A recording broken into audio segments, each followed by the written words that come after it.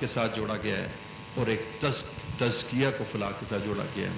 تو جو آدمی کامیابی چاہتے ہیں، ہم کہتے ہیں نا ہماری اس دنیا کی اور آخرت کی کامیابی دین میں ہے، اور دین محنت سے آتا ہے، اور اس کے لیے ہمیں محنت کی ضرورت ہے۔ اب جان گرامی، فلاح اور کامیابی کا تعلق 3 چیزوں سے ہے۔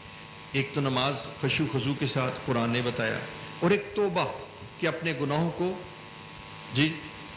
اللہ تعالیٰ سے بخشواؤ، اور تیسرا اپنے قلب کا تزکیہ کرو۔ اب اس کا مطلب ہے تزکیے کے بغیر فلاح نہیں ہو سکتی، اللہ کا قرب نہیں حاصل ہو سکتا، اور ہم کامیاب نہیں ہو سکتے۔ تو اس تزکیے کے 2 طریقے بتائے گئے۔ 2 طریقے ایسے ہیں جن سے قلب کا تزکیہ ہوتا ہے، یہی مشائخ نے بیان کیا ہے، اور یہی سنت اللہ ہے، اور یہی سلسلہ جاری ہے۔ وہ 2 طریقے کیا ہیں؟ ایک طریقہ یہ ہے کہ شیخ پکڑنا، کسی کامل شیخ کی صحبت میں رہنا۔ اب دیکھیے قرآن سے اس کی دلیل پکڑیے، ربنا وابعث فیہم رسولا منہم یتلو علیہم آیاتک ویعلمہم الکتاب والحکمہ ویزکیہم۔ اب مقاصد نبوت میں 4 چیزیں بیان کی گئیں، یعنی یہ 4 صفات بیان کی گئی۔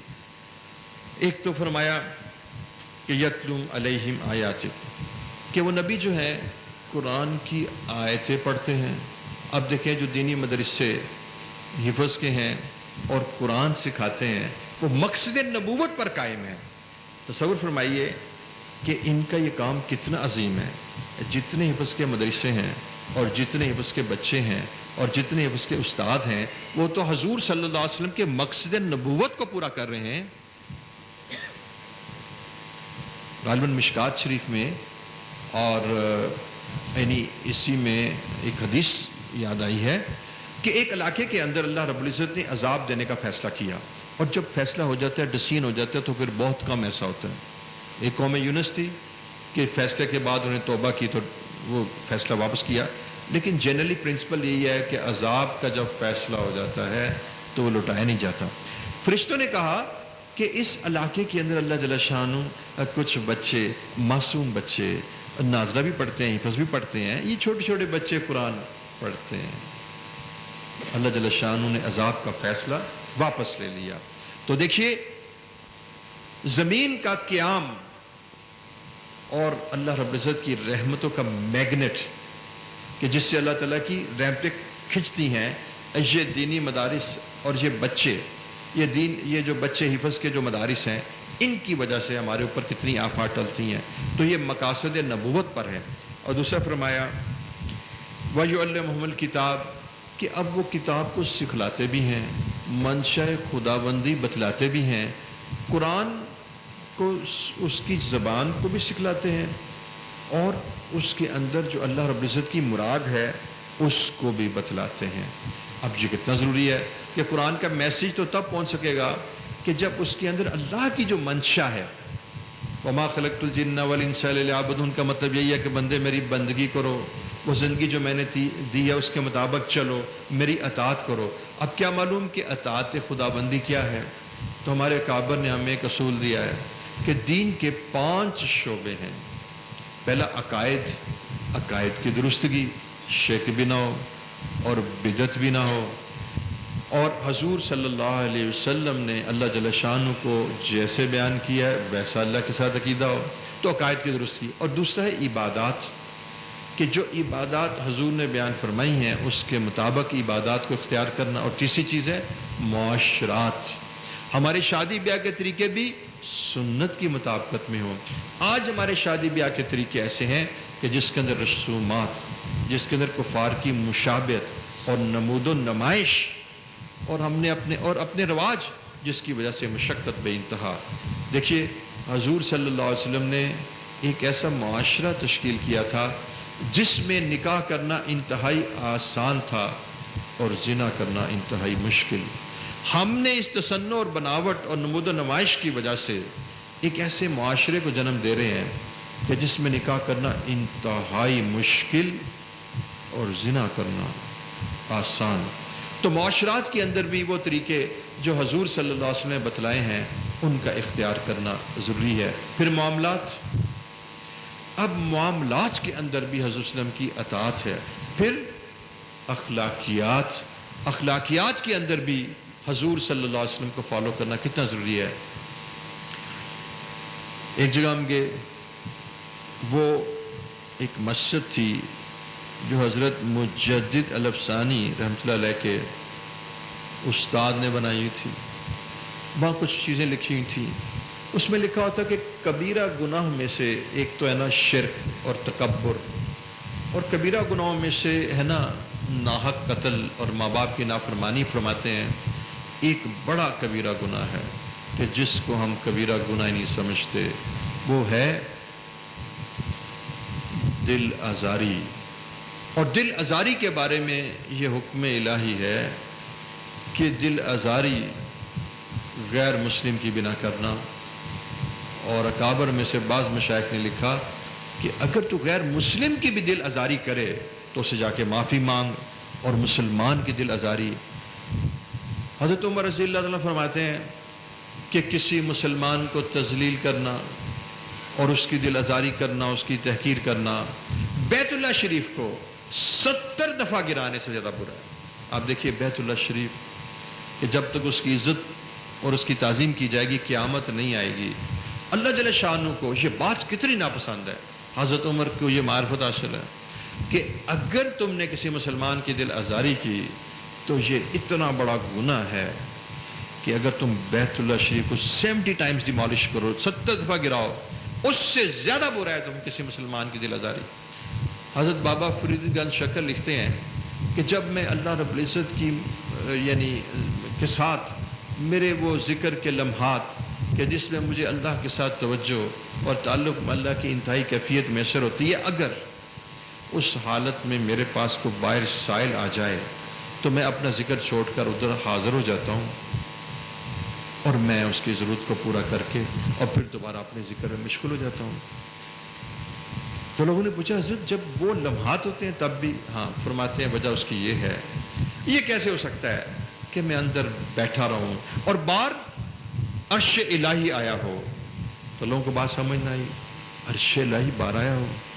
فرمان لگے مومن کا کل یہ عرش الہی تو ہوتا ہے.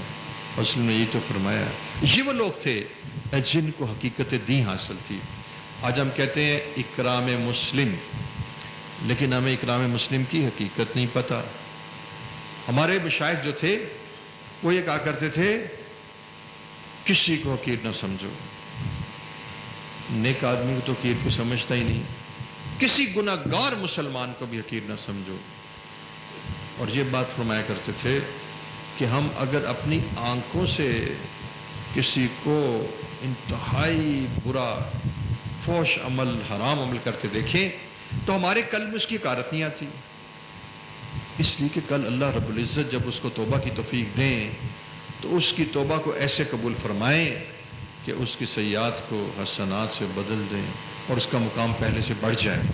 پھر نے فرمایا کہ یاد رکھنا کسی غیر مسلم کو بھی حقیر نہ سمجھنا اور خود کو اس پر افضل نہ سمجھنا. ہاں، حالن تو کیسا کہا جا سکتا ہے کہ اس وقت وہ حالت کفر میں ہے اور تم حالت ایمان میں ہو، لیکن بات تو انجام کی ہے. لہذا کبھی کسی کو حقیر نہ سمجھنا. دوستان گرامی، وہاں لکھا ہوا تھا کہ دل آزاری نہ کرنا، کہ دل آزاری یہ سب سے بڑی بیماری ہے، مسلمانوں کی دل آزاری نہ کرنا. تو میں عرض کر رہا تھا کہ بعض اوقات کوئی ایسا گناہ انسان کے اندر آ جاتا ہے جس کی وجہ سے اللہ کا راستہ نہیں طے ہوتا. تو تزکیہ نفس کے طریقوں میں سے 2 طریقے بیسکس ہیں، بنیادی ہیں.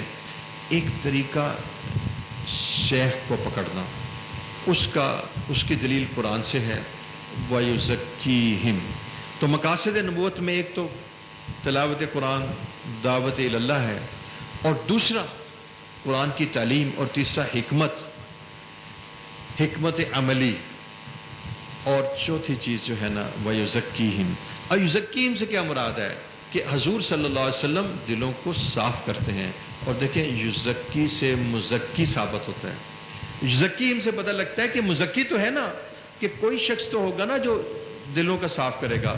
جب انسان جسمانی طور پہ بیمار ہوتا ہے تو ڈاکٹر کے پاس جاتا ہے نا، تو ایک میڈیکل ڈاکٹر ہوتا ہے جو انسانی جسم کا ڈاکٹر ہوتا ہے، تو بیماری سے علاج سے پتہ لگتا ہے کہ بھئی ڈاکٹر بھی موجود ہے، اس کی ضرورت ہے۔ تو روحانی جو بیماری ہوتی ہے اسپرچل ڈیزیزز، ان کے لیے ایک اسپرچل ڈاکٹر جس کو آپ کہتے ہیں مزکی، وہ تزکیہ کرتا ہے۔ تو اگر آدمی شیخ کی صحبت اختیار کرتا ہے اور معمولات پابندی سے کرتا ہے تو اس کی صحبت کی وجہ سے دلوں کا تزکیہ ہو جاتا ہے۔ اس کی مثال میں نے آپ کو پہلے دی ہے، وہ کیا ہے کہ شیخ کی سینے کے اندر ایک قلب ہے جو سورج کی مانند ہوتا ہے، وہ صاف ہوتا ہے، اس کے اوپر کوئی کدورت نہیں ہوتی، وہ مثل آئینہ ہوتا ہے۔ جب کسی کا قلب آئینہ بن جاتا ہے تو اس آئینے میں سورج کا انعکاس ہوتا ہے۔ ویسے دیکھیے گا، اگر آپ ایک آئینے کے اوپر مڈ یعنی کیا کہتے ہیں گندگی ڈال دیں، انیمل کا لیئر کر دیں اور سورج کے سامنے لے جائیں تو عکس نہیں آتا۔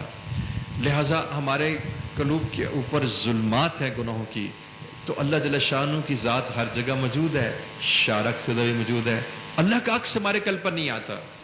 وجہ کیا؟ دل گندے ہیں، دلوں کے اوپر ظلمات ہیں۔ جھوٹ بولنے سے، جھوٹ بولنا کبیرہ گناہ ہے، جھوٹ بولنے سے قلب پر ظلمت آتی ہے، بد نظری سے قلب پر ظلمت آتی ہے، اور گناہوں سے قلب پر ظلمت آتی ہے۔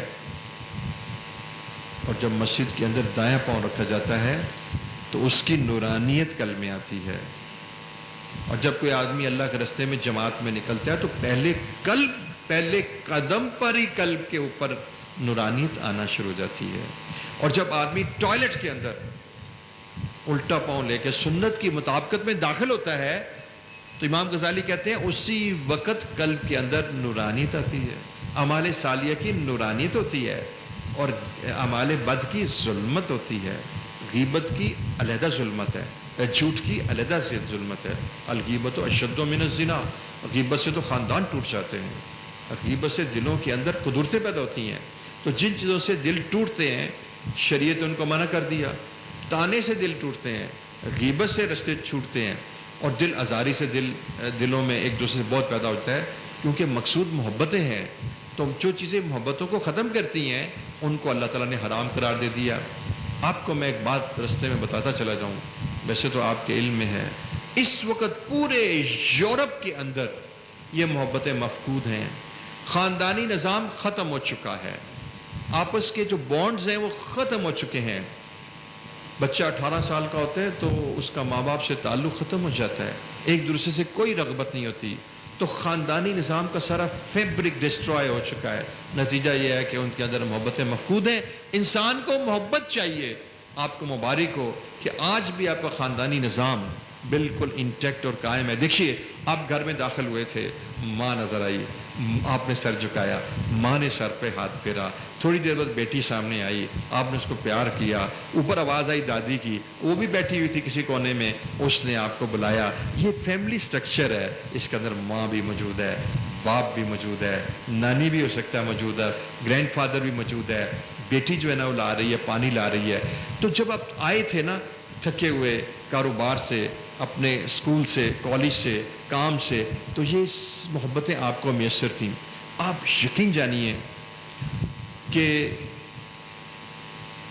وہاں پر مادی ترقی تو کلائمیکس تک پہنچ چکی ہے۔ یہ حقیقت ہے کہ مادی ترقی کسی زمانے میں اس درجے میں نہیں تھی، یہ مادی ترقی کے انتہا کو پہنچ چکے ہیں، اخلاقی تنزل کا انتہا ہے۔ اس کے بعد سنیے، سب سے پہلی جو مرض پیدا ہوتا ہے اس محبت کو نہ پانے کی وجہ سے، وہ مرض ہے ڈپریشن کا۔ اتنی شدت سے ڈپریشن ہے کہ میں آپ کو ان کے جو میگزینز ہیں، جو مطلب جس کی رپورٹ انہوں نے خود دی ہے، کہتے ہیں امریکہ میں ہر تیسرا آدمی ڈپریشن میں مبتلا ہے۔ لاہور میں کتنے پاگل خانے ہیں؟ 2 یا 3، وہ پورے پنجاب کے لیے ہیں۔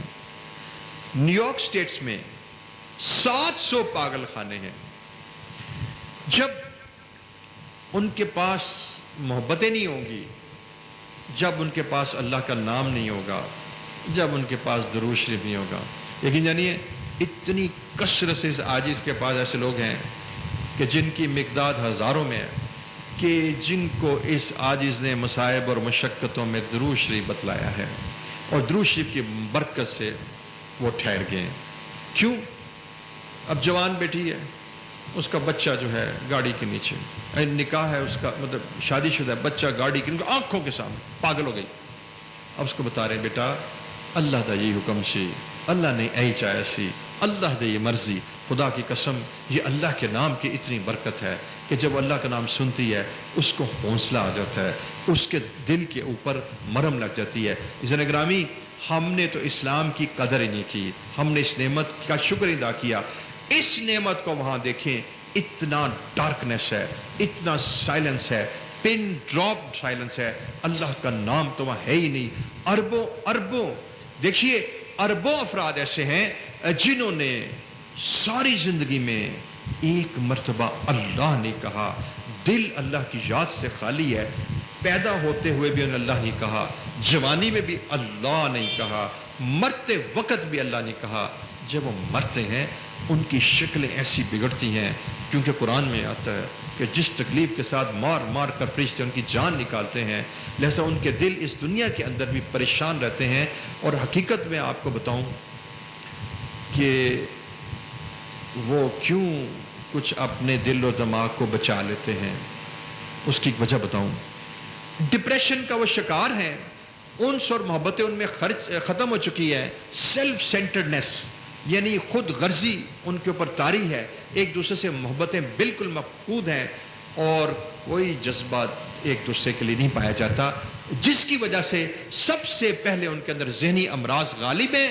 اور یہ ذہنی امراض کی وجہ سے آپ پوچھ لیجئے سب سے زیادہ جو دوائیاں بکتی ہیں وہ سائیکیٹرسٹ کی ہیں، اور سب سے زیادہ جو دوائی بک رہی ہے وہ اینٹی ڈپریسنٹس ہیں۔ ڈپریشن کی دوائیاں سب سے زیادہ کمائی کرنے والے لوگ سائیکیٹرسٹ ہمارے نفسیات ہیں، اور سب سے زیادہ بکنے والی دوائیاں اینٹی ڈپریشن ہیں، اور سب سے زیادہ بکنے والی دوائیاں ٹرنکولائزر نیند آور ہیں۔ یہ اس سوسائٹی کا حال ہے جس کے پیچھے ہم چلتے ہیں۔ اب آگے چلیے، جب ان کے اندر اتنی ڈپریشن ہوتی ہے پھر وہ یہ چیزیں لیتے ہیں۔ اب اگر یقین جانیے اگر وہ شراب نہ پیئیں تو پاگل ہو جائیں، لہذا یہ شراب ان کو تھوڑی سی ٹرنکویلٹی دیتی ہے۔ دیکھیے نا، جب شدید درد ہوتی ہے تو ایسپرین اور پیناڈول کھاتے ہیں، آرام نہیں آتا تو ڈاکٹر کہتے ہیں اس کو نا ذرا وہ پیتھرین کا ٹیکہ لگا دو، اس کو تھوڑا سا بے ہوشی کا ٹیکہ لگا دو، تاکہ اس کا درد جو ہے نا، اب گردے کی شدید درد ایسی ہوتی ہے کہ وہ پیناڈول سے اور میرا مطلب ہے عام انرجیزک سے اس کا آرام نہیں آتا۔ ڈاکٹر کہتے ہیں کہ اس کو ذرا اس کا ٹیکہ لگا دو، تو جس میں تھوڑا سا نا نارکوٹک ہوتا ہے، مقصد یہ ہے کہ اس کا درد تو ختم ہو جائے نا، لیکن وہ تو بے ہوشی ہوتا ہے نا، پتھری تو وہیں موجود ہوتی ہے نا۔ ٹیکہ لگانے سے درد ختم نہیں ہوتا، احساس درد ختم ہو جاتا ہے۔ لہٰذا ان کے لیے ضروری ہے وہ پبز میں جائیں، وہ کلبز میں جائیں، وہ زنا کریں، وہ ڈانس کریں، وہ موسیقی کریں، وہ یعنی آپ حیران ہوں گے کہ ایسی ادویات آ گئی ہیں کہ جس کو وہ کھاتے ہیں تو جب وہ اپنے آپس میں ڈانس کرتے ہیں نا تو ان کے اندر اور ایک کیف پیدا ہو جاتا ہے۔ یعنی کہ ایسے سرجنز تھے وہاں پر کہ جس وقت انہوں نے اپنا خاص تاریخ کو جانا ہوتا تھا وہ ڈرگز کھا کے جاتے تھے۔ اس ڈرگ کی یہ کیفیت ہے کہ اس کے اندر ایک ایسا خمار پیدا کر دیتی ہے کہ جس کے اندر وہ پتہ نہیں 3-4 گھنٹے اسی میں مست رہتا ہے۔ تو ان کے اندر اتنی ظلمتیں اور اتنے اندھیرے ہیں کہ اگر وہ ان اندھیروں کو وقتی طور پر اس ٹرنکویلٹی سے، اس انیستھیزیا سے، جیسے آپریشن کرنا ہوتا ہے تو آدمی کو بے ہوش کرنا ہوتا ہے نا، تو اس کو پھر درد نہیں ہوتی، وہ اپنی اس درد کو اس کلبز میں، اس پبز میں، اس بدماشی میں، اس حرام چیزوں میں، شراب میں اور موسیقی میں وقت گزار کے تو پھر تازہ دم ہو کے واپس آ جاتے ہیں۔ پھر اس کے بعد اگلی بات سنیے، اگر وہ اینٹی ڈپریشن سے ان کو فائدہ نہ ہو تو پھر ان کے اندر حیوانیت غالب ہو جاتی ہے۔ یہ تو سادہ سی بات ہے، جب آدمی کے اندر ذہنی امراض پیدا ہوتے ہیں اس کو کنٹرول نہ کیا جائے تو اینیملزم، حیوانیت کی طرف چلے جاتے ہیں۔ پھر حیوانیت کی طرف جب جاتے ہیں تو پھر وہ کریمنل مائنڈڈ ہو جاتے ہیں، پھر وہ قاتل بنتے ہیں، پھر وہ کیا کرتے ہیں، رات کو بچہ سو رہا تھا چھوٹا سا بچہ کتنے مہینے کا 8 مہینے کا بچہ رویا, پکڑ کے بچے کو زو مارا. جیسا ماں ٹیلی فون کرتی ہے, پولیس فوراً آتی ہے, کرائم کیا جی, بچے کو مارا. جو باپ بچے کو مارتا ہے کہ میری نیند خراب کی ہے, ذرا اس کے دل کی شکاوت کا حال دیکھیے. یہ میرا مضمون ادھر چلا گیا. میں نے کہا ذرا آپ کو یورپ کا تعارف کرا دوں, ویسے تو آپ جانتے ہی ہیں. تو یہ حال ہے, خدا کی قسم اس چیز کو دیکھ کر ہمارے دلوں میں اسلام کی عظمت پیدا ہوتی ہے. ہم کہتے ہیں بچے جب یہاں پر کوئی ایسا مسئلہ, ہم کہتے ہیں درود شریف پڑھو, قرآن کی تلاوت پڑھو, اللہ کا ذکر کرو, اللہ سے راضی رہو, اللہ دی ای مرضی تھی. ایک ساتھی نے مجھے ڈائل کیا کہ قرار نہیں آتا, صبر نہیں آتا. میری ایک بیوی تھی, ایک اسی طرح کسی نے کہا میری ماں تھی, اب وہ اللہ کو پیاری ہو گئی. ایک صاحب نے ریسنٹلی کہا کہ یہ جو فیور چل رہا ہے اس کی وجہ سے یہ واقعہ ہو گیا, والد صاحب قرار نہیں آتا. اب حدیث میں آتا ہے کہ آپ اس کو یہ دعا بتائیں, انا للہ و انا الیہ راجعون. ہم تو ہیں ہی اللہ کے لیے, یہ کوئی خاص ایونٹ تو نہیں ہے. اگر آپ روزانہ روٹی کھاتے ہیں تو آپ نے بڑا اچھا کھانا کھایا, تو یہ تو نہیں ہے کہ کوئی خاص بات ہے. تو روٹی کھانا تو ایک عام بات ہے. تو اس دنیا میں بچہ آتا ہے, یہ بھی عام بات ہے. آنے والا چلا جاتا ہے, یہ بھی عام بات ہے. صالحین بھی آئے تو وہ بھی چلے گئے, کفار بھی آئے تو وہ بھی چلے گئے. تو جانا تو کوئی بڑی بات نہیں ہے. تو انا للہ, ہم تو ہیں ہی اللہ کے لیے, و انا الیہ راجعون, اور ہم تو اللہ کی طرف لوٹ جائیں گے. بات تو یہ ہے, ہم تو تھے ہی اللہ کے لیے, ہم تو ہیں ہی اللہ کے لیے, اور آئے بھی ان کی جانب سے تھے, چلے بھی ان کی طرف جائیں گے, اور یہ درمیانی زندگی بھی اللہ کے لیے ہے. تو اس لیے تم صبر کرو. پھر فرمایا اللہم اجرنی فی مصیبتی, اللہم اجرنی فی مصیبتی واخلف لی خیر منہا. میرے والد صاحب کا انتقال ہو گیا. میں ان دنوں میڈیکل کالج میں کچھ پڑھاتا تھا. تو جنازے میں ایک مفتی اعظم پاکستان تھے, ان کا نام تھا مفتی جمیل احمد صاحب تھانوی. بڑے بزرگ شخصیت تھے, جامعہ اشرفیہ کے بڑے صدر مفتی تھے. مساجد سے بڑا ان کو تعلق تھا. میں نے کہا حضرت میرا دل تو پھٹ گیا, میرا دل تو باہر آ گیا, پتہ نہیں میں اب بقیہ زندگی کیسے گزاروں گا. آپ یقین جانیے, انہوں نے فرمایا یہ پڑھو, انا للہ و انا الیہ راجعون, اللہم اجرنی فی مصیبتی واخلف لی خیر منہا. آپ کو معلوم ہے نا کہ جب حضرت سلمہ رضی اللہ تعالیٰ ان کا انتقال ہو گیا تھا تو انہوں نے یہی پڑھا تھا اپنے خامد کے انتقال پر. تو حضور صلی اللہ علیہ وسلم سے نسبت ہو گئی تھی.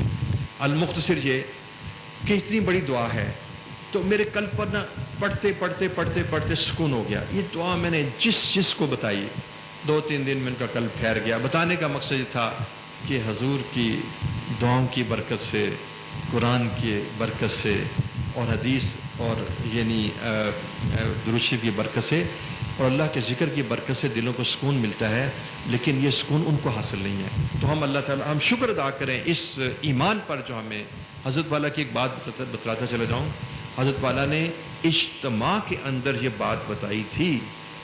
فرماتے تھے کہ مشائخ نے یہ بات لکھی ہے, آپ میں سے شاید کسی نے سنی ہو, کہ اگر جو شخص اپنی زندگی کے اندر اس ایمان کا جو اللہ رب العزت نے اس کو عطا کیا شکر ادا نہیں کرتا, تو اس بات کا احتمال ہے کہ موت کے وقت تو ایمان سلب نہ کر لیا جائے. دیکھیے نا, چھوٹی چھوٹی نعمتیں جو ہمیں میسر ہے, چھوٹی تو نہیں ہے, کوئی نعمت چھوٹی نہیں, لیکن گاڑی, مکان, بیوی, بچے بڑی نعمتیں ہیں, اس کا بھی شکر ادا کرتے ہیں. کسی کو 19 گریڈ میں سے 20 گریڈ مل جائے, دکان میں پیسہ, اس کا بھی شکر ادا کرتا ہے. اس کو یاد ہے کہ مجھے برکت آئی ہے, وہ شکر ادا کرتا ہے. لیکن ایمان کا شکر ادا نہیں کرتا, تو اس کا مطلب ہے ایمان کو نعمت نہیں سمجھتا, اور سب سے بڑی نعمت تو ایمان ہے. بہرحال میں عرض کر رہا تھا کہ جو شیخ ہوتے ہیں نا, اس کا قلب منزہ ہوتا ہے. جب منزہ قلب ہوتا ہے تو اس قلب کے اوپر اللہ رب العزت کے انوارات آتے ہیں, تو وہ قلب بمثل سورج بن جاتا ہے. جب مرید سامنے آتا ہے تو جس طرح ناپاک مٹی تیز سورج سے پاک ہو جاتی ہے اور حدت سے ہر شے مر جاتی ہے، اس طرح شیخ کی صحبت سے جو شیخ کے قلب کے اوپر یعنی اللہ رب العزت کی انوارات اور نسبت الہیہ کو جو نزول ہو رہا ہے، اس نسبت کی وجہ سے مرید کے قلب کے اوپر بھی نسبت انعکاسی کا ایک ظہور ہوتا ہے، جس کی وجہ سے مناسبت پیدا ہوتی ہے، اور جو فیوزات شیخ کے قلب پر آتے ہیں وہ مرید کے قلب پر آنا چاہتے ہیں، یوں انتقال نسبت سے فیضان نسبت منتقل ہو جاتا ہے اور اصلاح ہو جاتی ہے، اور ایک اسپرچل اسٹرینتھ مل جاتی ہے، روحانی ترقی مل جاتی ہے کہ وہ چیزیں جو چھوڑ نہیں سکتا تھا، جو گناہ تھے باطنی گناہ، اس کو اللہ رب العزت توفیق دے دیتے ہیں کہ شیخ کی صحبت سے وہ اس کو چھوڑ دیتا ہے۔ اور دلیل کہاں سے ہے؟ یا ایھا الذین آمنوا، اے ایمان والو، اتقوا اللہ، تقوی اختیار کرو، گناہوں سے بچو، کونوا مع الصادقین، اپنے آپ کو سچوں سے جوڑ دو۔ اگر آپ اس کو یوں کر لیجئے نا ذرا بریکٹ میں کہ ایمان والو تقوی اختیار کرو، اب گناہوں سے بچو، اللہ سے ڈرو، خشیت الہی پیدا کرو۔ خشیت الہی ہوگی تو گناہوں سے ڈریں گے نا، اور تم نہیں بچ سکتے گناہوں سے، اور تم نہیں بچ سکتے گناہوں سے، اور تم نہیں بچ سکتے گناہوں سے جب تک کہ کونوا مع الصادقین، جب تک کہ اپنے آپ کو سچوں کے ساتھ نہ جوڑو۔ اچھا، اب اگر کسی کو شیخ سے فائدہ نہ ہوتا ہو تو اس کی میں آپ کو 2 ریزنز بتا دیتا ہوں۔ یہ بڑی کامن کمپلینٹ ہے، کہتے ایک صاحب کہنے لگے جی میں یعنی بیعت ہوا تھا 5 سال ہو گیا، فائدہ نہیں ہوا۔ اب میں آپ کو بتاؤں کون تھے، معاف کر دینا مجھے، وہ نا ایک مدرسے میں ایک عالم تھے، تو میں نے کہا کہ وہ میں نے ایک شعر پڑھا جو میں نے کتاب میں پڑھا تھا، میری ہر نظر تیری منتظر، میری ہر نظر تیری منتظر، تیری ہر نظر میرا امتحان۔ تو میں نے کہا ذرا بتائیں تو صحیح، ذکر کیا؟ کہنے لگے پہلے تو مجھے ذکر پر ہی شرح صدر نہیں ہے۔ میں نے کہا اچھا؟ حضرت تھانوی نے بھی ذکر کیا، ارشد گنگوئی نے بھی ذکر کیا، شیخ احمد سرندی مجدد الافسانی نے بھی ذکر کیا۔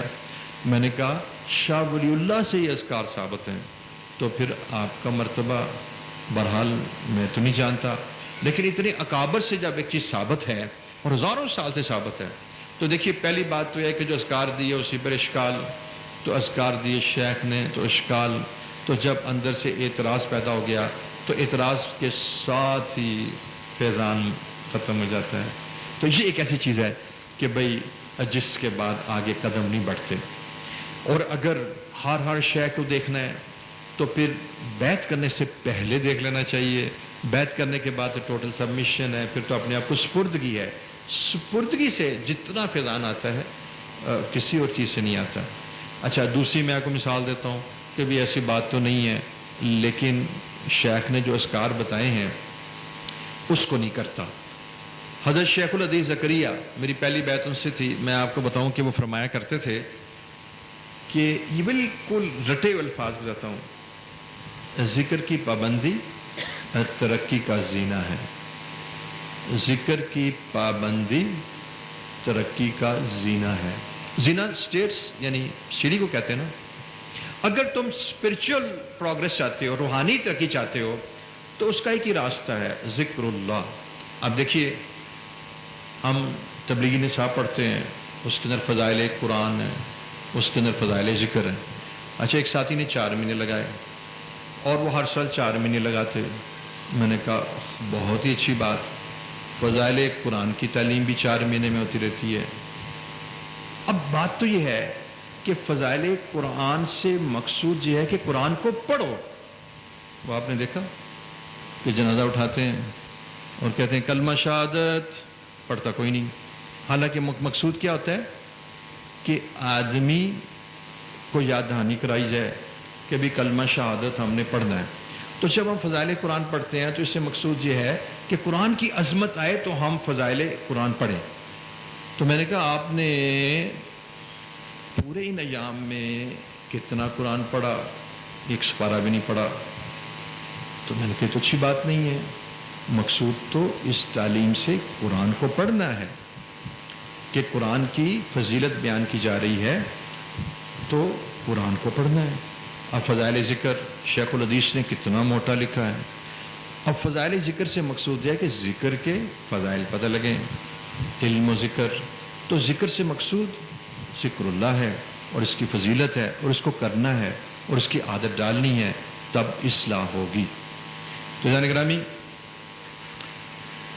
دوسرا طریقہ کثرت ذکر کا ہے جو مشائخ نے لکھا ہے کہ اتنی کثرت سے ذکر اللہ جل شانہ کا کیا جائے کہ قلب صاف ہو جائے. اس کی مثال وہی ہے کہ جس طرح مٹی ناپاک تھی، زوردار بارش ہوئی، خس و خشاک بہہ گئے، جو بھی گندگی تھی بہہ گئی، اب ہر شے صاف ہو گئی. اتنا ذکر کیا، اتنا ذکر کیا، اتنا موسلادھار بارش برسی کہ ناپاک مٹی صاف ہو گئی. لیکن مشائخ نے کہا ان دونوں طریقوں کو جوڑ لو کہ شیخ بھی پکڑ لو اور ذکر کی بھی کثرت کر لو، تو یہ تزکیہ کا باعث ہو جائے گا. اچھا، میں ایک بات درمیان میں رہ گئی.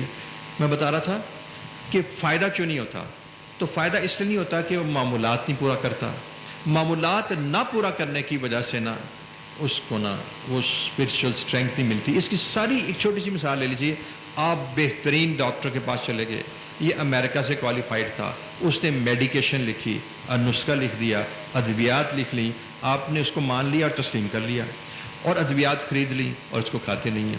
جب آپ ادویات کھائیں گے نہیں تو ڈاکٹر کا قصور تو کوئی نہیں. تو ایک تو یہ وجہ ہوتی ہے کہ فائدہ نہ ہو کہ جو معمولات ہیں، شیخ فرمایا کرتے تھے کہ ذکر کی پابندی ترقی کا زینہ ہے. کہ اگر آپ روحانی ترقی چاہتے ہیں اور گناہوں پر یعنی کنٹرول کرنے کے لیے ایک اسپرچل پاور چاہتے ہیں تو ذکر کو پابندی سے کریں. اور ہمارے شیخ کہتے ہیں یہ چھوٹے سے اذکار ہیں، اس کو پابندی سے کرو، یہ پکا نسخہ ہے، اس کی افادیت 100% ہے. اور دوسرا کس سے نا نقصان ہوتا ہے وہ یہ ہے کہ ذکر تو کرتا ہے لیکن نگاہوں کی حفاظت سے، گناہوں سے نہیں بچتا. اس کو کہتے ہیں پرہیز. دیکھیں ایک شخص کو شوگر کا مرض ہے، ڈاکٹر نے کہا انسولین لگے گی، دوائی تو لے لی لیکن ساتھ چینی بھی کھا رہے ہیں. اب ڈاکٹر نے کہا بھی بلڈ پریشر ہے، یہ دوائی لے لو لیکن نمک نہ کھاؤ، سب دبا کے نمک کھا رہے ہیں. اب دوائیاں تو لے رہے ہیں، میڈیکیشن تو لے رہے ہیں لیکن پرہیز پریونشن سے نہیں بچ رہا. اس کی مثال حضرت نے دی ہے کہ ایک گھڑے کی مانند ہے کہ اس کے اندر آپ نے نا دودھ ڈالا ہے، دودھ تو ڈل رہا ہے مصفہ دودھ، اور نیچے ایک سوراخ ہے، اس سے وہ نیچے بھی آ رہا ہے، گھڑا برتا ہی نہیں ہے. ورنہ حقیقت حال یہ ہے کہ فجر کی نماز جب آپ پڑھتے ہیں نا تو فجر کی نماز پڑھنے سے نا اتنی روحانی ترقی آتی ہے کہ ظہر کے وقت آپ کا معیار بلند ہونا چاہیے، اور ظہر کی نماز کے بعد، عصر کی نماز کے بعد آپ کا معیار یعنی قلب کا اور توجہ اللہ کا اور روحانیت کا بڑا ہونا چاہیے. لیکن ہوتا کیا ہے کہ فجر اور ظہر کے درمیان ہم غیبت کر ڈالتے ہیں، ظہر عصر کے درمیان ہم بدمعاملگی اور بد نظری کر جاتے ہیں، کسی کو ڈانٹ دیتے ہیں اور کسی کی دل آزاری کر جاتے ہیں. تو جس وقت ہم محرمات شریعہ سے نہیں بچتے، ڈونٹس، دو ہی چیزیں نا، کہتے ہیں جی ڈوز یہ کرنا ہے، یہ اوامر ہیں، اور یہ ہیں ڈونٹس، یہ نواحی ہیں، ان کو چھوڑنا ہے. اوامر اور نواحی کرنے کے ساتھ ساتھ آدمی نا ذکر اور شیخ کی صحبت کو حاصل کرے تو اس کے قلب کا تزکیہ ہونے لگتا ہے. تو بات میری لمبی ہو جائے گی تو آپ بھی تھک جائیں گے. میں تھوڑی سی بات اور کر کے اپنا مضمون مکمل کرتا ہوں. عزیزان گرامی، اللہ جل شانہ فرماتے ہیں وَأَحْسِنُوا إِنَّ اللَّهَ يُحِبُّ الْمُحْسِنِينَ. اللہ تعالیٰ محسنین سے محبت کرتے ہیں. تم اعمال کے اندر حسن پیدا کرو، تم اعمال کو خوبصورتی سے کیا کرو. دیکھیں قرآن میں آتا ہے کہ ہم نے الذی خلق الموت والحیات لیبلوکم ایکم احسن عملا، ہم نے زندگی اور موت کو اس لیے پیدا کیا ہے کہ ہم یہ دیکھیں کہ تم میں سے خوبصورت عمل کون کرتا ہے. اکثر عملہ نہیں کہا گیا، زیادہ عمل. ایک ہوتی ہے کوالٹی، ایک ہوتی ہے کوانٹٹی. مقدار کا نہیں تذکرہ کیا گیا، کوالٹی کا تذکرہ کیا گیا، نو کا. تو اللہ جل شانہ کہتے ہیں کہ ہم یہ دیکھنا چاہتے ہیں کہ اعمال کو حسن کے ساتھ کون ادا کرتا ہے، اعمال کو اس طریقے کے ساتھ جس طریقے سے کرنے کا حکم ہے کون اختیار کرتا ہے. اب اعمال کا حسن کیا ہے؟ आमाल का हुस्न का म्यार तो एक ही है कि जिस कैफियत के साथ अमल हजूर सल्लल्लाहु अलैहि वसल्लम ने किया है उस कैफियत के साथ किया जाए। अब उसके दो उसके शोबे हैं, एक अमल का जाहिर है और एक अमल का बातिन है। एक अमल का जाहिर है और एक अमल का बातिन है। देखिए, एक नमाज का जाहिर है और एक नमाज का बातिन है। नमाज का जाहिर क्या है? स्ट्रक्चर ऑफ सलात, ये इसके सजदे हैं, ये इसका क़याम है, ये इसका रुकू है। तो ये जिस तरह उलमा ने और शरीयत ने बयान किया, आपने उलमा से सीख लिया, आप इसको दुरुस्त करते हैं। और एक नमाज का बातन है। नमाज का बातन क्या है? ये नमाज की हजूरी है। अक़िमिस्सलात लिज़िक्री, नमाज पढ़ मेरी याद के लिए। और इसकी असल हकीकत क्या है? ये हदीस जिब्राइल अलैहिस्सलाम से पता लगती है। ये है सिफ़त एहसान, इसको कहते हैं अंताबुदल्लाह का अन्ना का तवा। बंदे, तू इबादत ऐसे कर जैसे तू अल्लाह को देख रहा है। तो जान ग्रामी, व आसिनु इन्नल्लाह युहिब्बुल मोहसिनीन। मोहसिनीन कौन है? कि जो अमल के अंदर हुस्न इख्तियार करते हैं, उनका जाहिर में भी हुस्न है और बातिन में भी हुस्न है। और जाहिर में हुस्न से क्या मुराद है? जाहिर में हुस्न से मुराद अमल की हजूर सल्लल्लाहु अलैहि वसल्लम से मुताबिकत है। जो अमल जाहिर में हजूर सल्लल्लाहु अलैहि वसल्लम की मुताबिकत में नहीं होगा, हजूर के रिजेम्बलेंस में,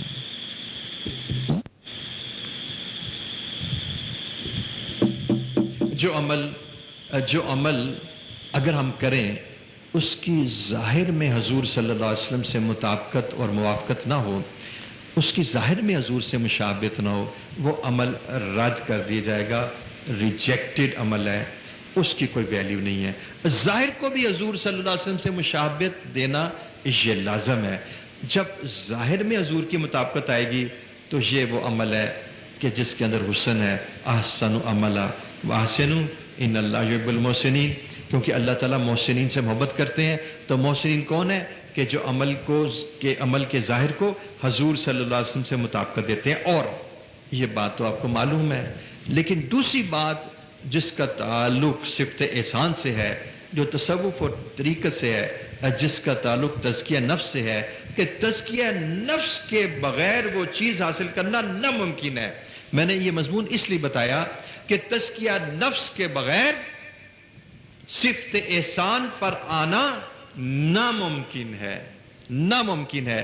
तो तज़किया नफ्स पहली सीढ़ी है कि जिसके बाद हम मोहसिनीन में शामिल होते हैं। मोहसिनीन वो है कि जिनके आमाल की जो बातनी कैफियत है, आमाल का जो बातिन है, वो भी हजूर सल्लल्लाहु अलैहि वसल्लम से मुशाबिहत रखता है। कि उनकी अगर नमाज की ज़ाहिरी शक्ल हजूर से मिलती है तो नमाज के अंदर जो बातन है, और वो बातन कल्बी हजूरी है, कि वो कल्बी तौर पे अल्लाह रब्बुल इज़्ज़त की ज़ात के अंदर गुम है। बिलाल हौसल फरमाते हैं, अजान दो ताकि हम नमाज में दाखिल होकर अल्लाह जल्ल शानु का मुशाहिदा करें। शेख अहमद सरंदी मुजद्दिद अफ़सानी इमाम रबानी फरमाते हैं कि इस दुनिया में अल्लाह का दीदार नहीं हो सकता, क्योंकि ये आंखें अल्लाह के दीदार की मुतम्मल नहीं। इस दुनिया में अल्लाह का दीदार सिर्फ नमाज के अंदर कल्बी दीदार हो सकता है, कि जो मुमकिन है।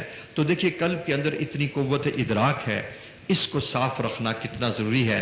इसके अंदर कुव्वत इदराक की सलाहियत तब पैदा होगी जब इसकी कदूरतें और गंदगियाँ और ज़ुल्मतें दूर होंगी, फिर ये सिफ़त एहसान को पकड़ेगा। तो ये ज़रूरी है कि नमाज के अंदर उसकी हाज़िरी और हजूरी ये लाजम है। हज़रत फरमाया करते हैं, ज़रा देखो तो सही, हमारी नमाज़ों में कितनी नमाजें ऐसी हैं कि जिनके अंदर हमें एक दफ़ा भी वसवसा न आया हो और हमारी निगाह अल्लाह की ज़ात से एक दफ़ा भी न हटी हो। तो मैं फिर कहता हूँ कि हमें इस बात को बयान किया गया हदीस जिब्राइल में, जब आपने फरमाया मल ईमान मल इस्लाम मल एहसान, तो हुजूर ने इरशाद फरमाया जिब्रील अमीन है, तुम्हें तुम्हारा दीन सिखलाने आए हैं। तो इसके अंदर तीन चीज़ों को डिफाइन किया गया है। इस्लाम क्या है, ईमान क्या है और एहसान क्या है। तो साबित हुआ कि दीन की कॉम्पोजिशन अज्जाए तरकीबी के अंदर सिफ़त एहसान इंतहाई ज़रूरी है। वअहसिनु इन्नल्लाह युहिब्बुल मोहसिनीन, अल्लाह ताला मोहसिनीन से मोहब्बत रखते हैं। मोहसिनीन वो हैं جو اعمال کے اندر باطنی طور کے اوپر صفت احسان کو حاصل کیے ہوئے ہیں. اور صفت احسان کیا ہے کہ وہ اعمال کے اندر اللہ رب العزت کی ذات کا مشاہدہ کرتے ہیں. اعمال کرتے وقت ان کے قلوب اللہ کے اندر پیوست ہیں, ہر وقت اللہ کی طرف دیکھتے رہتے ہیں. شیخ احمد سرندی فرماتے ہیں مجلس ثانی کہ ہمارے سلسلے کے ایسے لوگ ہیں کہ جن کو توجہ اللہ اور انماک فی اللہ اس طرح حاصل ہے کہ 20 سال ان پر گزر گئے ہیں کہ ان کو اس دوران میں ایک دفعہ بھی غیر اللہ کا خیال نہیں آیا, ایک دفعہ بھی اللہ کا غیر کا گزر ان کے قلب سے نہیں ہوا. اس طرح ان کے دل اللہ کے اندر پیوست ہیں. لیکن ہمارا تو نماز کے اندر بھی حال نہیں ہوتا. تو اس صفت احسان کو حاصل کرنے کے لیے لازم ہے کہ آدمی اپنے قلب کا تزکیہ کرے, اور لازم ہے کہ شیخ کو پکڑے, اور لازم ہے کہ ذکر کی کثرت کرے. اس لیے کہ فلاح کامیابی کا تذکرہ اس یعنی تزکیے سے کیا گیا ہے. قد افلح من زکاہا وقد خاب من دساہا. جس نے اپنے آپ کو ستھرا کیا, اپنے آپ کو پاک کیا, وہ کامیابی تک پہنچ گیا اور وہ اللہ رب العزت کا مقرب بندہ بن گیا. آخری بات کر کے بات ختم کرتا ہوں. بات تو وہی ہے, اس کو تھوڑا سا اور میں سمپلیفائی کر رہا ہوں. میں نے عرض کیا تھا کہ مشائخ نے لکھا ہے دل بمثل آئینہ ہے, مرر. یہ گلاس ہے, اس کو شیشہ کہتے ہیں. آئینہ ہوتا ہے جس کو آپ جس میں چہرہ نظر آتا ہے, مرر. اب دیکھیے آئینے کو سورج کے سامنے لے جائیے, آئینہ کتنا صاف ہوتا ہے, تو سورج کا عکس اس آئینے میں آتا ہے. بلکہ آئینہ صاف ہو تو اگر آپ آئینے کو دوسرے کی طرف بھی متوجہ کریں تو وہ جو لائٹ کا انعکاس یا ریفلیکشن ہوتی ہے اس سے دوسرا آدمی بھی روشن ہوتا ہے. آپ دیکھیے, آپ سورج کو آئینے میں لے آئیں اور کسی دیوار کے اوپر اس کا رخ کر دیں تو دیوار پہ بھی روشنی آ جاتی ہے. تو اس کا مطلب ہے قلب مثل آئینہ ہے. اچھا, اب ہوتا یہ ہے کہ جو مرر, یہ جو آپ کا بنایا مرر ہے, آئینہ, اس کے اوپر آپ نہ ایسے کریں کہ ایک پینٹ کر دیں, کالا سا پینٹ, انیمل ملتا ہے نا آج کل, اس کا انیمل کا پینٹ کر دیں, یہ موٹا ہو جائے گا. اب آپ اس کو سورج کے سامنے لے آئیں تو اس میں کوئی سورج کا عکس نہیں آئے گا. تو قلب مثل آئینہ ہے, اس کے اندر غلاستیں اور گندگیاں اور قباحتیں, جھوٹ کی ظلمتیں اور نافرمانیوں کی ظلمتوں کی وجہ سے, جو شخص بیوی سے لڑتا ہے, اس کے حقوق نہیں کرتا, اس کی وجہ سے بھی آ جاتا ہے. ایک دفعہ شیخ سے میں نے ایک بات سنی, فرمایا لگا کہ بہت ہی صالح تھے اور مفتی صاحب تھے, اس طرح کی بات تھی, لیکن بیوی کو انہوں نے عاجز کر رکھا تھا اور دل آزاری اور تکلیف, اس لیے ان کا اللہ سے جو معاملہ تھا وہ اٹکا ہوا تھا. ارشاد گرامی ہے, فرماتے ہیں ہر گناہ اللہ اور بندے کے درمیان ایک پردے کی مانند ہے. اب دیکھیے, اگر ایک آدمی 100 گناہوں میں مبتلا ہے تو اللہ اور بندے کے درمیان 100 کرٹن, 100 بندے ہیں, 100 پردے ہیں, آپ دیکھ تو نہیں سکیں گے. اگر آپ اور میرے درمیان 100 پردے ہم کیسے دیکھیں گے. تبلیغی جماعت میں گیا, نماز پڑھنی شروع کر دی, نیک صالح ہو گیا, 40 گناہ چھوڑ دیے, اب باقی رہ گئے 60. لیکن 60 کرٹنز ہوں تو پھر بھی نہیں دیکھ سکتا. اب اور چلہ لگایا, 4 مہینے لگائے, نیکی کا عمل کیا, 80 گناہ معاف ہو گئے. 80 گناہ سے نا اللہ نے نجات دے دی, باقی رہ گئے 20. اب اللہ اور بندے کے درمیان 20 کرٹنز ہیں. غیبت کی عادت ہے, بدگمانی کی عادت ہے, لگائی بجائی کی عادت ہے. حضور صلی اللہ علیہ وسلم نے ارشاد فرمایا میں تمہیں ایک ایسی نیکی بتلاؤں کہ جو سب سے بڑی نیکی ہے. فرمایا کہ یا رسول بتلائیے. فرمایا مسلمان کو خوش کرنا, یہ سب سے بڑی نیکی ہے. فرمایا ایک نیکی بتاؤں اس سے بھی بڑی, کہ جو سب سے بڑی نیکی ہے, اس سے بھی بڑی نیکی بتائیے. فرمایا اپنی بیوی کے ساتھ حسن سلوک پیش آنا. کبھی بیوی کو فلاں کا تانا, کبھی فلاں کا تانا, تو بیوی کے ساتھ حسن سلوک سے پیش آنا یہ کتنی بڑی نیکی ہے. تو اس وجہ سے آدمی جو ہے نا وہ محروم ہو جاتا ہے. اب دیکھیے 100 گناہ تھے, 100 پردے تھے. شیخ نے فرمایا اب صرف ایک پردہ رہ گیا, ایک گناہ رہ گیا, گویا کہ ایک پردہ صرف ابھی قائم ہے. اب دیکھیے آپ اور میرے درمیان صرف ایک ململ کا پردہ ڈال دیجئے, وہ بھی رکاوٹ بنے گا, میں آپ کو نہیں دیکھ سکوں گا. آپ مجھے نہیں دیکھ سکیں گے. تو جتنے گناہ ہیں یہ اللہ اور بندے کے درمیان پردے ہیں, یہ پردے اترتے چلے جاتے ہیں. لیکن اگر ایک بھی کبیرہ گناہ رہ گیا تو وہ بھی پردے کی مانند ہے, اللہ رب العزت تک انسان نہیں دے سکتا. تو یہ جتنے گناہ ہوتے ہیں یہ ظلمتیں ہوتی ہیں, یہ قدورتیں ہوتی ہیں, یہ آئینے کو خراب کرتی ہیں, یہ آئینے پر انیمل ڈال دیتی ہیں. اس کی وجہ سے سورج آئینے میں نہیں آتا. بس آپ سمجھ لیں یہ قلب مثل آئینہ ہے, گناہ اس کے اوپر ظلمت ڈالتے ہیں, کالک ڈالتے ہیں. اللہ جل شانہ کی ذات تو ہر جگہ موجود ہے. سورج تو صبح نکلتا ہے, رات کو غروب ہو جاتا ہے. آئینے کو کمرے میں لے آئیے, سورج تو وہاں نہیں ہے, وہاں عکس نہیں پڑے گا چاہے آئینہ کتنا صاف ہو. اور اللہ رب العزت کی ذات شارک سے قریب. یہاں پر ایک رگ ہوتی ہے جسے کہتے ہیں کیروٹیڈ آرٹری, سب سے نزدیک ہوتی ہے. ذبح جب کرتے ہیں اسی کو ذبح کرتے ہیں. اس سے بھی زیادہ اللہ قریب, تو وہ تو ہر جگہ موجود ہیں. تو اگر قلب مثل آئینہ ہو تو اس کا عکس ہر لمحے اللہ رب العزت کی ذات کا عکس قلب کے اوپر آئے. اسی کو نسبت انعکاسی بھی کہتے ہیں. اور یہی صفت احسان کا